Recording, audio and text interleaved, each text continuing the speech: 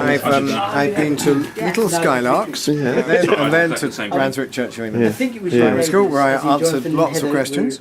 And then I went on to a lunch again in Randwick with 20-something people of varying ages who talked about all sorts of things. And I was given a little break. And then I've been talking to a group of people from Whiteshill Church about what the future might look like. And now here I am, here in the shop. So can you give us a glimpse as to what the future might look like? Well, for the churches, well, not in a nutshell, but I think undoubtedly with quite a lot of small churches like Whiteshill having been in decline for quite a long time, just kind of tinkering around the edges is not going to turn that round. It needs some quite kind of radical, big thinking. But there isn't just one solution that works everywhere. So you've just got to encourage a culture in which people think what the possible solutions might be and which one might work for them. I think the Bishop has great number of points that are actually worth considering and following through.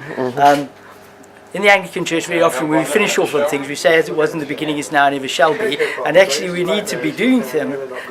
These days they have to call it blue sky thinking, and it is a case of actually working with a partnership with the community is concerned, then we do need to see that that has got prospects. But the thing is, we do need to say and make sure that the community is on board. Now, what is actually the community as far as Whiteshill is concerned, if it is mostly a commuter belt, where they've actually got a geographical address, and they've actually got a social network, which takes them outside of the locality. So I'm interested to know what already existing as far as the community is concerned. I know that obviously the Story is doing a great job in terms of development there, because he's trying to put in new things in the function room and these sorts of things, which I think is a great facility. I commend the benefit, because we have some fantastic acoustics. We know that we've got a good facility, but the problem is, if we do create something, will the village and the community actually feel that they can sign up to it? Absolutely. And it's about 7 years ago, 2007, 2008, I did a sort of a stunt where I got my friend, the community photographer, as a citizen, where we had a for sale notice of me standing with the church in the background, which created a little bit of a rumpus, which is what the Bishop reckons is going to happen. And it did create a bit of a spike of personal interest as far as the community was concerned, but the thing is, it's following through with that. So it's just, how do we see that the church can serve the community, and will the community actually respond to feeling, because somebody once said, if you're not scratching when somebody's itching, it's actually not having much impact. my bit of the plan is just to come and kind of get people thinking and talking outside the box a bit. If there's something that needs to come out of it, back to the vicar, and the local councillors and people like that. But I think that there's lots of places where church life is growing and flourishing, and so if we've got some places where it's struggling, we have to ask some tough questions, but there's always a right way forward if you can find it, and if you can find the people to implement it, and the money to finance it. But as I was saying with the group, you can't just produce a solution and impose it. The solution in some churches is reorder the inside of the church considerably and turn it into a really good community resource. You can sometimes get funding for that. But actually, if you've got a really good scout hut and a really good village shop and a really good village hall already, doing that might be entirely the wrong thing, because it might not serve a purpose.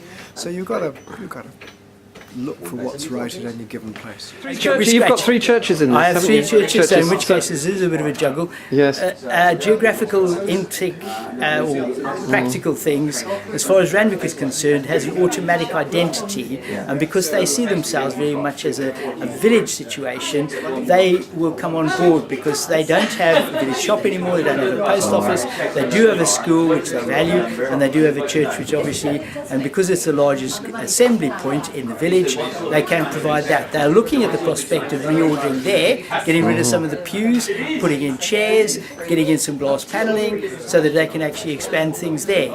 But the thing as far as Whiteshill is concerned is actually people have made the comment in the past, we love the church building, we enjoy running past it, but actually if it's no more than a national monument, well, I think national monuments have got a limited lifespan potentially, or of course you could turn around and say, well actually there's life going on in there, and it's just also we have a problem as far as parking is concerned. So and as you know, many people feel very passionate about the church before as well, and it would be lovely to find a future that's works for everyone. Exactly. Yes, and of course, you know, obviously as far as the parking side is concerned, we are limited in our possible options, but how many lanes in the country have actually got a bus route on it? I don't think probably very many. So we are in a sort of a cleft.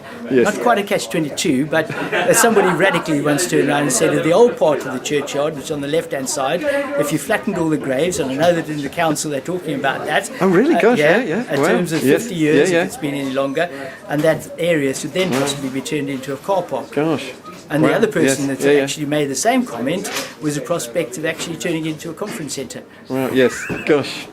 So, multi-purpose, and as indicated that actually sometimes if you've got the funding, you've got the project, you've got the personnel, then actually you can make some difference. And I'm up for it. So maybe there's time for everyone to sit down and actually start some of these discussions. Brilliant. Think tank. Thank you. Okay. Thank you, Brian. That's lovely. Cheers. I think that, I mean, Chalford has got the village shop in the church. Yes. Very successful. Yes. So there's a start.